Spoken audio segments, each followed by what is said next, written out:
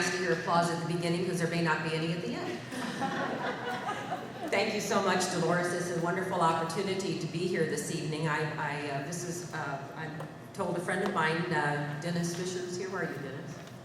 That I'm learning technology that I didn't ever learn before and never really wanted to learn, but being drugged kicking and screaming into things like PowerPoint presentations. So anyway, you get the benefit, hopefully, of my new education here in PowerPoint. As Pastor said, by the way, he's younger than my youngest, so it really makes me feel old. As he said, Nancy Pelosi famously said that we were going to have to pass this bill to see what is in it. And it is passed, and we're seeing what's in it, and there are some very, very frightening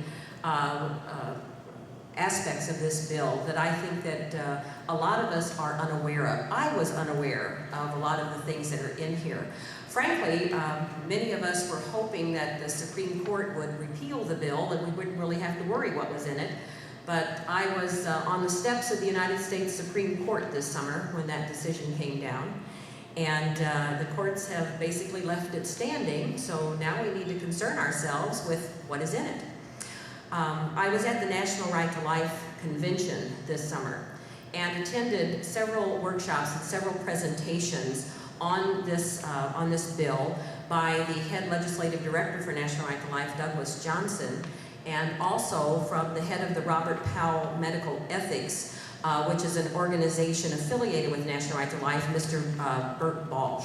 I have brought their materials this evening and put them on the back table. So any of the information that I share with you this evening is documented in the materials on the back table. I would ask if you would mind to save questions till the end, and then I'll do my very best to answer the questions. I do want to tell you, I'm not an expert. I'm not a lawyer. I'm not a medical ethicist. I don't have any credentials that basically give me any great benefit in understanding this. I'm a very concerned citizen. I'm a very concerned pro-life citizen. And again, I sat through some presentations this summer and talked to Dr. Balch, and I said, I think that this is a presentation that a lot of us state affiliates could take and, give presentations in our own state if you would allow us to use your materials. And so National Right to Life worked with me and basically simplifying a lot of what he said to make it very, very easy for all of us, especially for me, to understand the aspects of this. There's been a lot of discussion on this law, and it's the Patient Protection and Affordable Care Act. It's sometimes been called the Affordable Care Act. It's often called Obamacare, and that's not, I don't mean to use that in a derogatory fashion, it's just that that's what it's the vernacular of what it is known as. So I will be, I'll probably just call it the health care bill. What do we know about it so far? Well, we know that it's 2,409 pages long, and it was passed with a totally partisan vote, that it was and still is opposed by the majority of Americans. Our concern as a Right to Life organization is that there are features in this bill that threaten our lives and threaten our liberty. The threats to liberty and life are various and very profound. The federal mandates threaten our liberty, and there are threats to life due to the expansion of abortion, rationing of health care, and fundamental denial of care. The threats to our liberty are in the multiple provisions that allow the federal government complete control of health care in our country, with the power to decide what health care we are allowed to receive and what health care we are not allowed to receive. The health care law contains a breathtaking array of provisions granting authority to the Secretary of Health and Human Services and other federal entities, hundreds of which are newly established under this law, to issue binding regulations on multiple matters. The Affordable Care Act coerces individuals and Christian organizations to violate their consciences and religious tenets by compelling them to provide abortifacients and contraceptives as benefits of healthcare plans. And we know, we've heard the outcry, primarily from the Catholic Church, but all the religious organizations have joined in their concern over this denial of the fundamental right to express our religious beliefs and to practice our religion. This is something that has been an ecumenical, joint concern expressed over this. Last March, I don't know, was anybody here at the Capitol last March for the Action Day in the Capitol about religious liberty? It was marvelous because we had thousands of people there who were concerned about this particular mandate and were there to support legislation that the Missouri legislature took up and passed that basically sent a message to Washington that says we're not going to stand for these kinds of mandates. And what was particularly marvelous about this presentation was that we had representatives there from the Catholic Church, from the Baptists, from the Lutherans, and from the Assembly of God, all joined together in their opposition to the kind of mandate that the Secretary of Health and Human Services has now imposed, and in support of legislation to send a strong message to Washington that says that the Missouri citizens are not going to tolerate this kind of bullying by the federal government. Now that legislation did pass, and it was vetoed by our governor, and the veto override session starts tomorrow. So just a little plug for that. If you have not yet called your legislator, I urge you to call them and ask for them to vote to override the veto. The legislation is called SB 749, and what it does is it says that Missouri will not tolerate these kinds of mandates. Now, until Obamacare or the healthcare law is repealed, the mandates from the federal government will trump any state law. But it does allow us to make some noise in Washington, and it does allow us to send a strong message. So we are urging our legislators to vote to overturn the veto of SB 749 tomorrow. So the Affordable Care Act coerces individuals and Christian organizations to violate their consciences. This is something that we have not seen at this level and to this degree ever before. And again, the religious communities have joined together in reacting strongly in opposition to this mandate. However, reacting to this one mandate is like treating one symptom of a disease, because this mandate is just one of the thousands potential mandates that can come from this law. So overturning this mandate is not going to solve the problem. According to the National Right to Life Committee, there's an analysis that counted over 2,500 references in the Affordable Care Act to powers and responsibilities to just the Secretary of HHS, the same secretary who just mandated away our religious freedoms. 2,500 different times in this bill is she given the power to regulate and to pass these kinds of mandates. And this is just this one secretary in this one department, because there are multiple bureaucratic entities set up by the legislation in these 2,400 pages that also have the power to make regulations. As a Right to Life organization, we are naturally very, very concerned about how the Affordable Care Act expands abortion. Unless a state opts out by forbidding abortion coverage, the qualified health plans that are sold through the new exchanges may include abortion coverage. This is something that would be tragic. It would be something that would, estimates are that we would double the number of abortions if it were covered by insurance. Double. And we already have 1.3 million abortions a year in this country, over 55 million since the passage of Roe v. Wade, which is more than the combined population of 18 states. I call those the aborted states of America.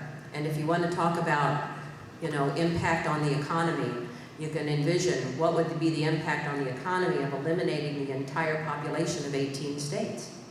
Well, that's what we've done since Roe v. Wade. And if abortion is covered as in the insurance, then we are going to see an explosion in numbers of abortion that's going to dwarf the numbers that we're already seeing. In states that do opt out, we have opted out. In Missouri, our legislature did pass legislation that said that Missouri, the health care exchanges set up in Missouri, ones that are required by the act, will not cover abortion. So we have opted out in Missouri. So abortions allowed under the Hyde Amendment, though, including those when the baby is conceived as a result of rape or incest, and those performed to protect the life of the mother, and those performed using substances that prevent implantation, so abortifacients, will still be allowed. The abortions that aren't paid for out of segregated accounts that must be established for premiums that are charged for the non-Health and Human Services abortions. The Hyde Amendment that was passed in the United States Congress about 15 years ago prevents taxpayer dollars from being used for most abortions, except in the cases of rape and incest and except for the abortifacient, the chemical abortions. But other abortion coverage in the exchanges are supposed to be set up through a segregated account so that whoever's buying the insurance can see what portion of their insurance payment is going towards abortion coverage. However, the law itself says that that cannot be made public. So it's, they kind of cancel out the requirement. And even if Missouri opts out, and we won't be covering abortion in the health exchanges in Missouri, our federal tax dollars are still going to pay for abortions under the qualified health plans that happen in other states. So when your tax dollars go to Washington and then they go back to the states, they can cover the abortions there, even though Missouri has opted out.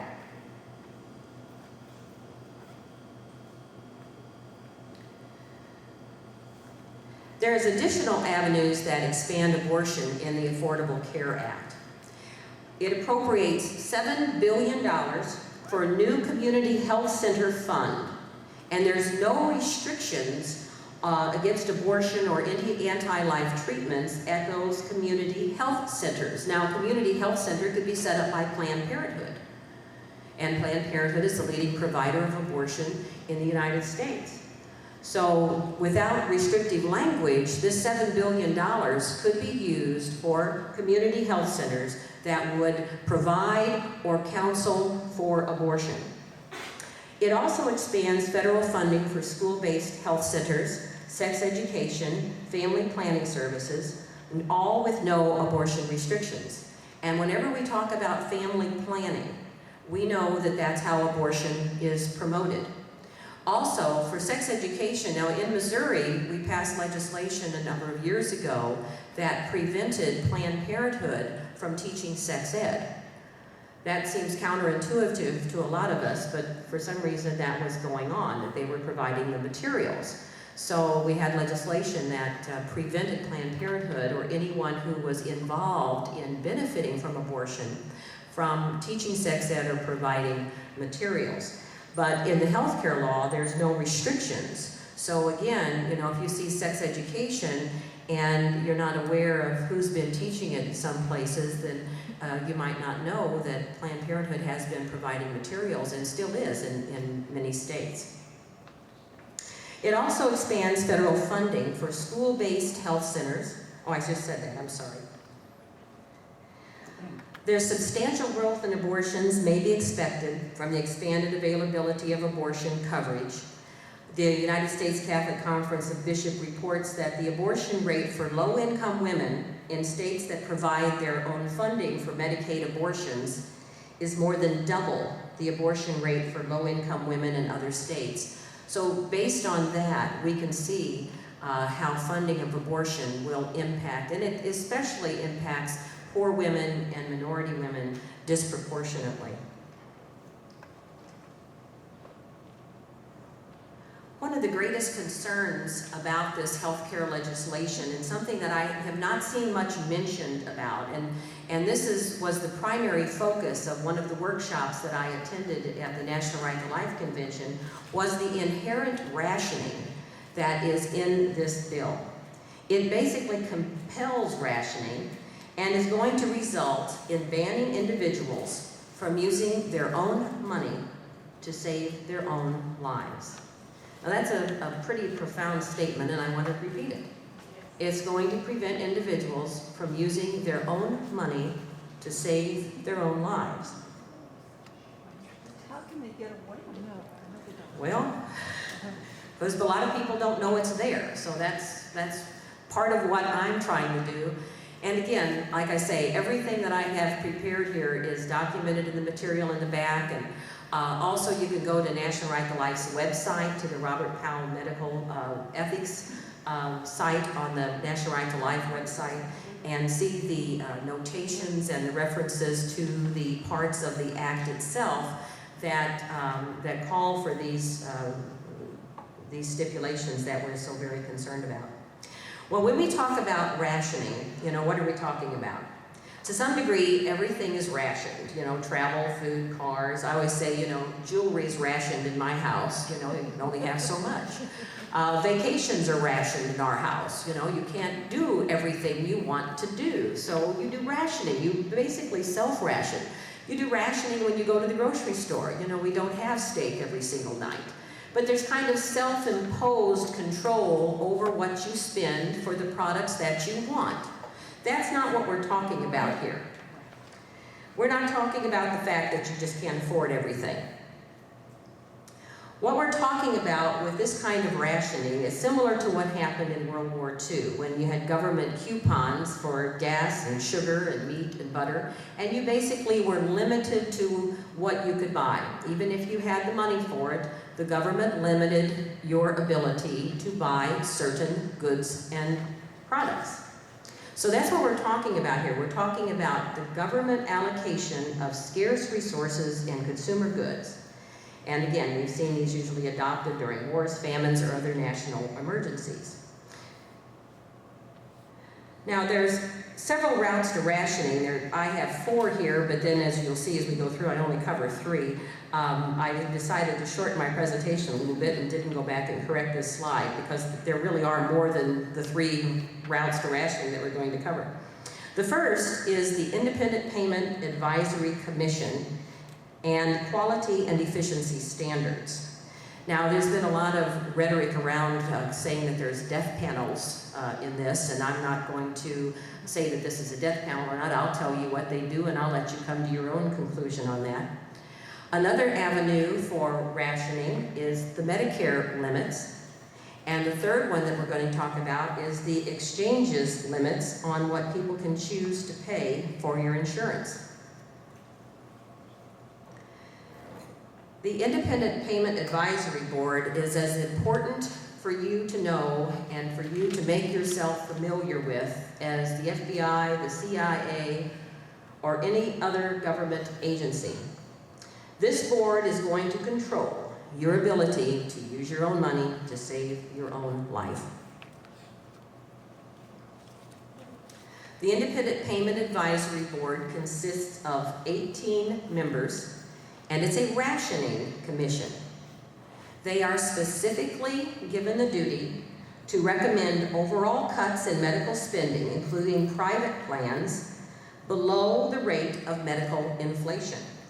Now, if you have to keep your spending below the rate of inflation, you have to reduce the amount of whatever it is that you have to keep below the rate of inflation.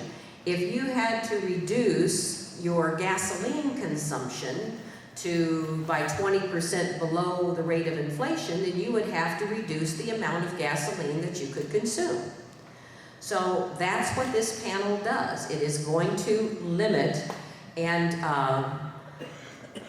control the cost of health care, and they are mandated to reduce it by 20% below the rate of medical inflation every 2 years.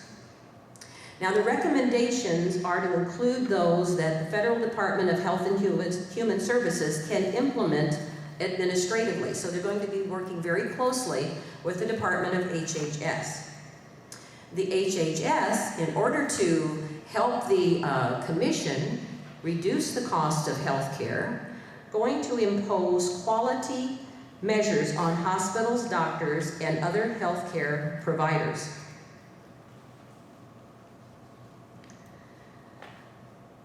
Talk a little bit before I move to this next slide about what they mean by quality and efficiency standards. One of the, Dr. Balch went into great detail on this at the National Right to Life Convention as to how they establish these quality and efficiency standards. And one example he used is that this panel will go to a specific hospital or a particular hospital and look at the treatment for a cardiac patient and see how much money was spent on treating a particular cardiac patient. And they will compare the treatment of this patient with the treatment that a patient with a similar condition in another hospital obtained. And all they're looking at is the costs.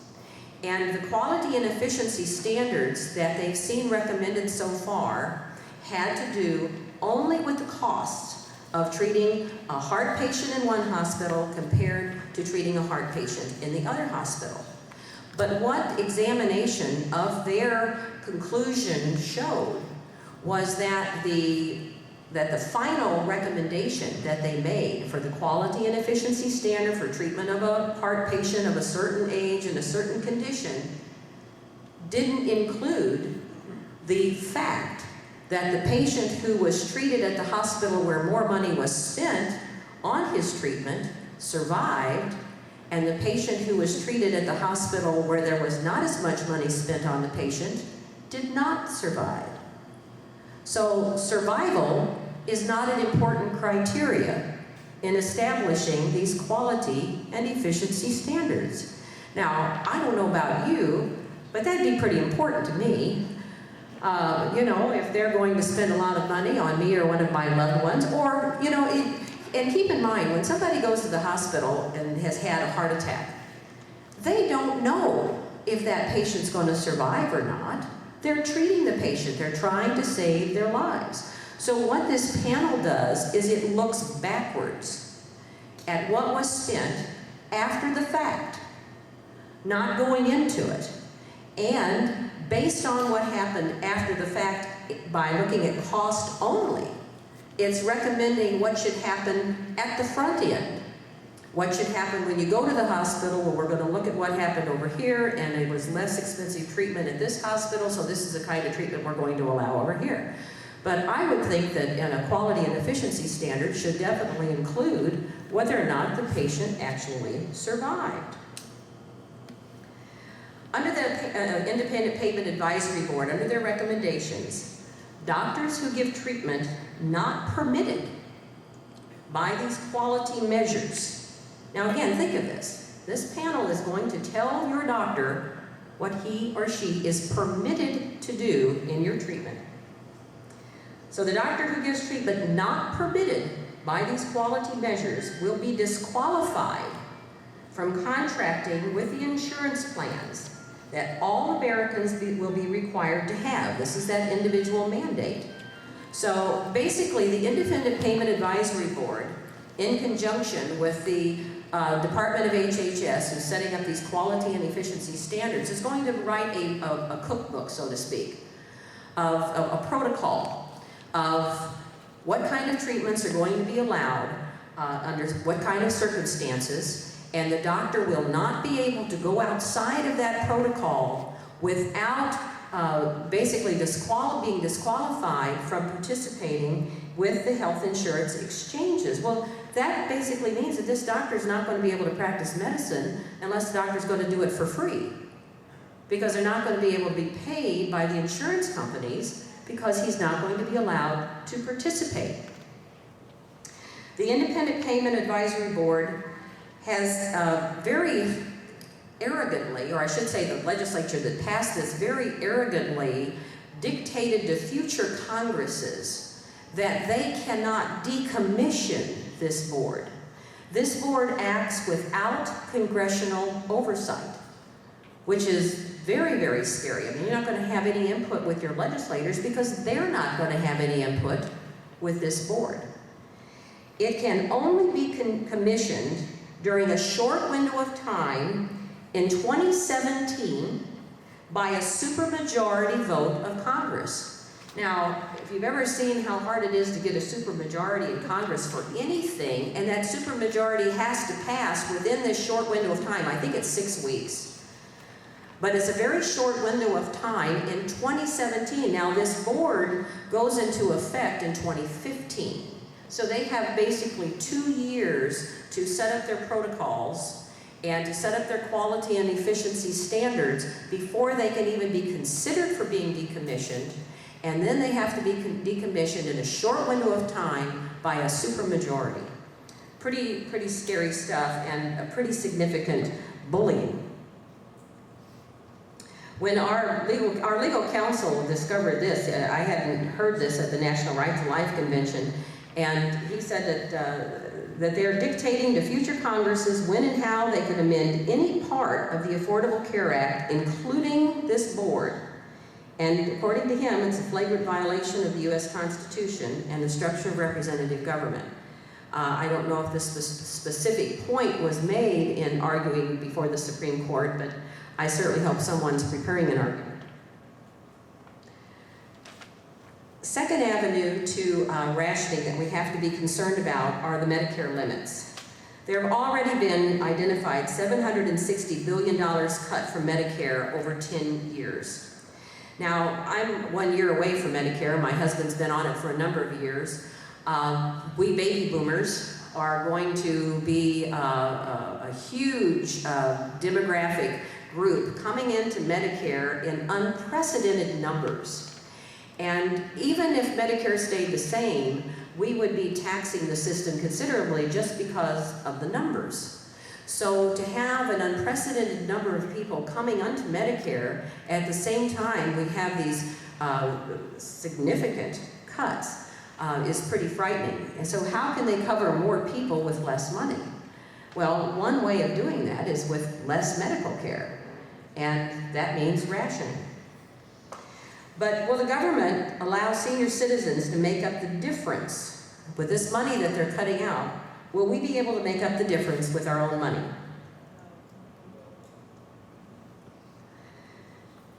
Well, under the healthcare law, the Department of HHS is given discretion without standards to reject any Medicare Advantage plan.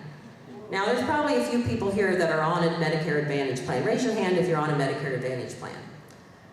My husband is on one, and we like it a lot because we think it gives him more choices and more flexibility in his health care.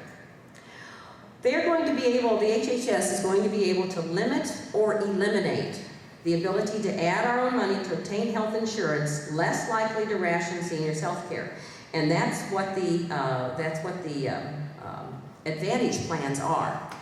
Basically, they're going to come to the Advantage plans, and they can, without any oversight, and any congressional oversight, they can determine on their own if the premiums charged by these Advantage plans are what they call excessive. It doesn't matter that you're willing to pay for it because it provides better coverage, but if they consider what the Advantage plans are providing to be excessive, or if they judge the premiums to be excessive, they can say that that Advantage program cannot sell its product.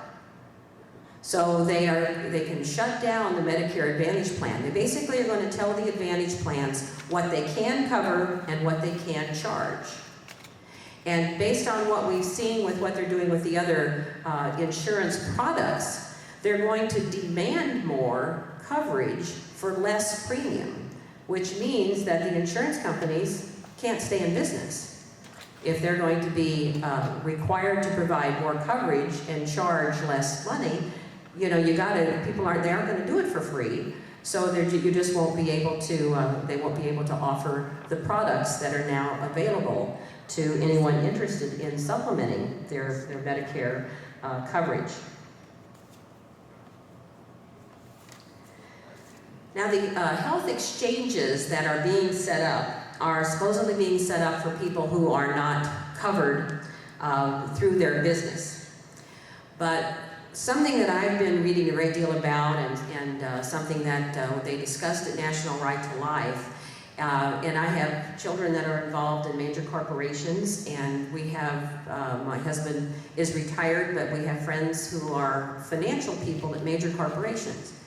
And what they have said, and what we've been reading in different analysis of this bill in the Wall Street Journal and the Investor's Business Daily and places like that, is that when corporations are confronted with either offering the existing healthcare plans that they're offering, or paying less than half of that in penalties, what do you think they're likely to do?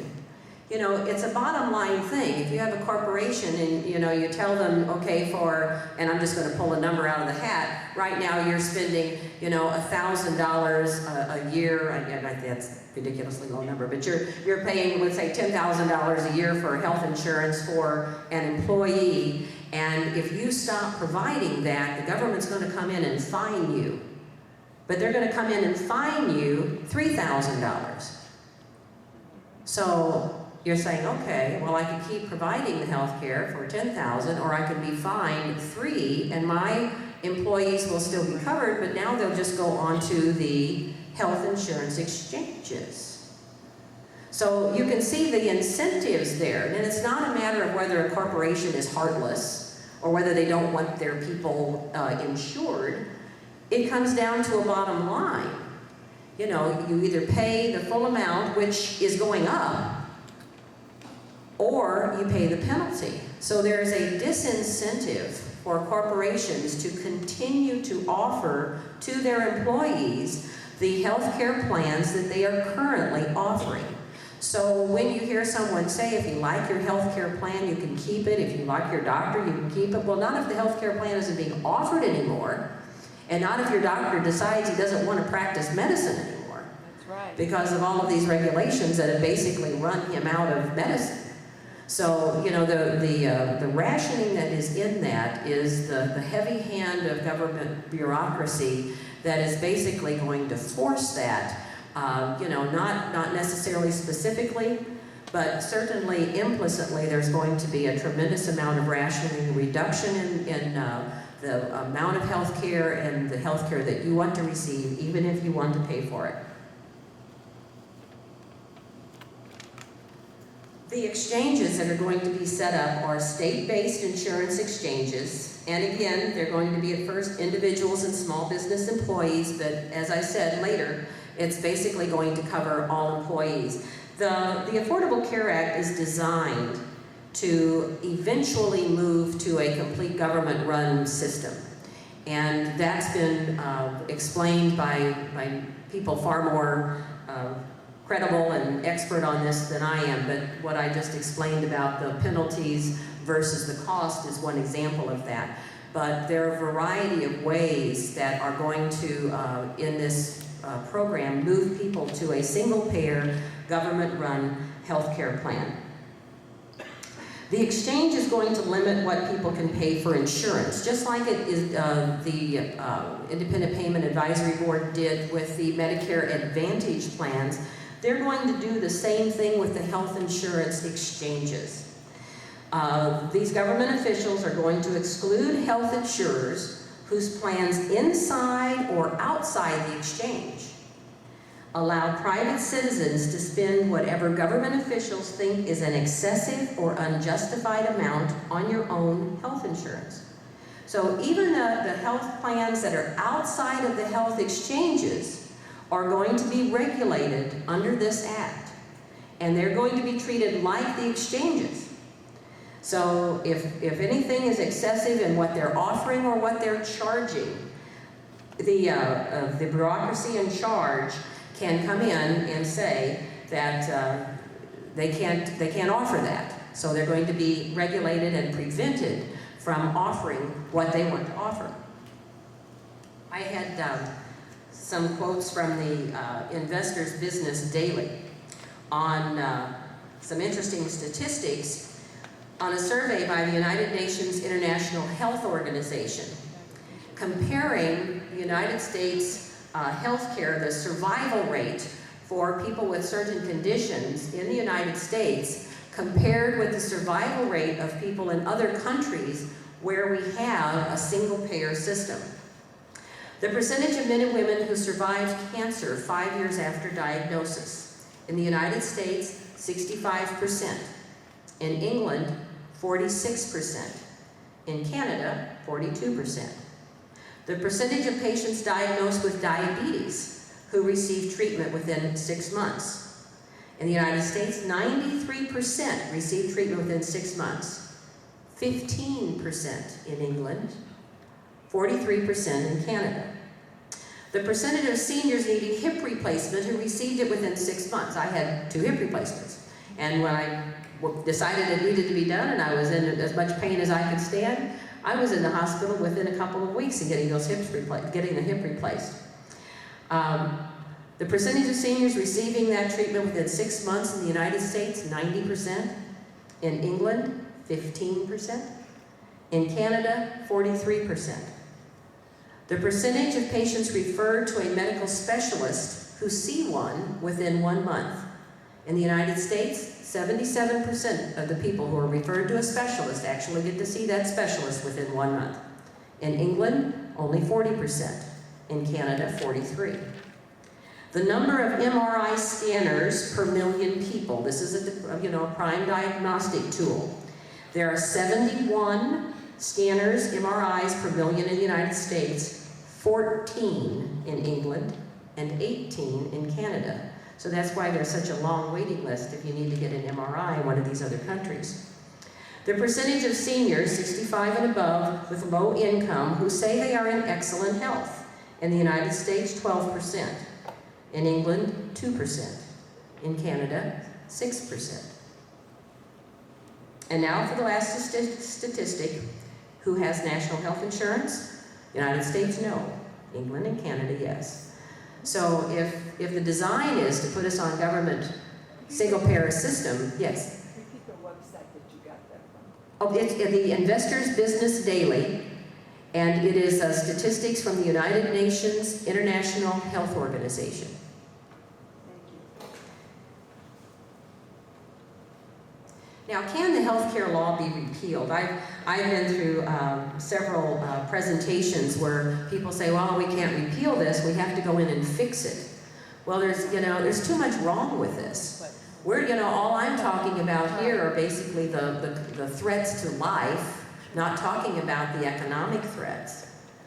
I'm not talking about the bureaucratic nightmare of trying to implement all of these different agencies that are set up by this law. It would be a nightmare to even set this up. But a lot of people have been saying, well, we can fix this. And it's like, I just don't think there's enough lipstick put on this pig.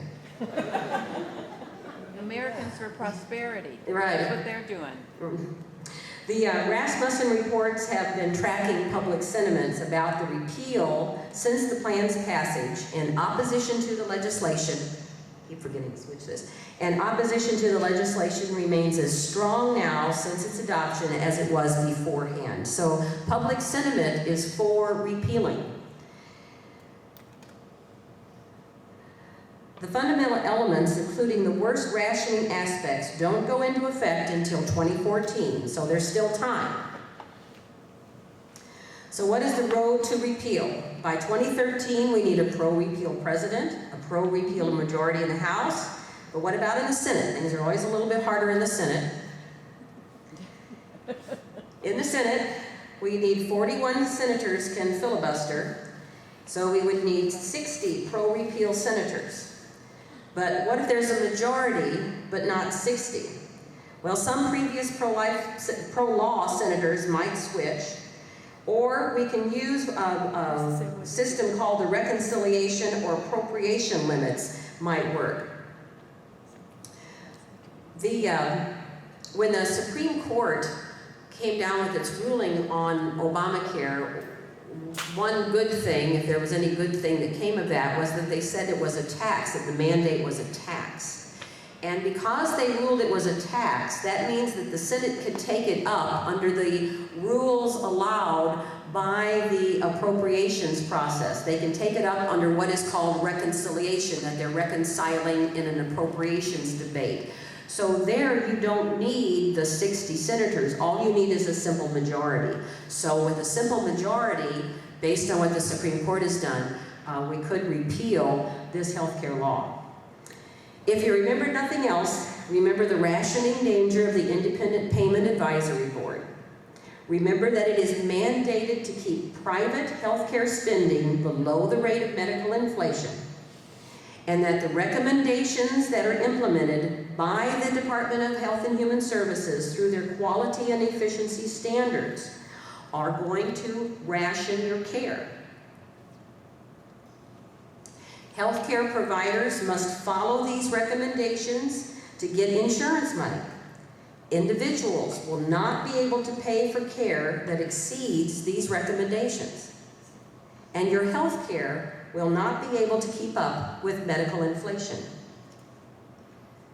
In short, you will not be able to use your own money to save your own life.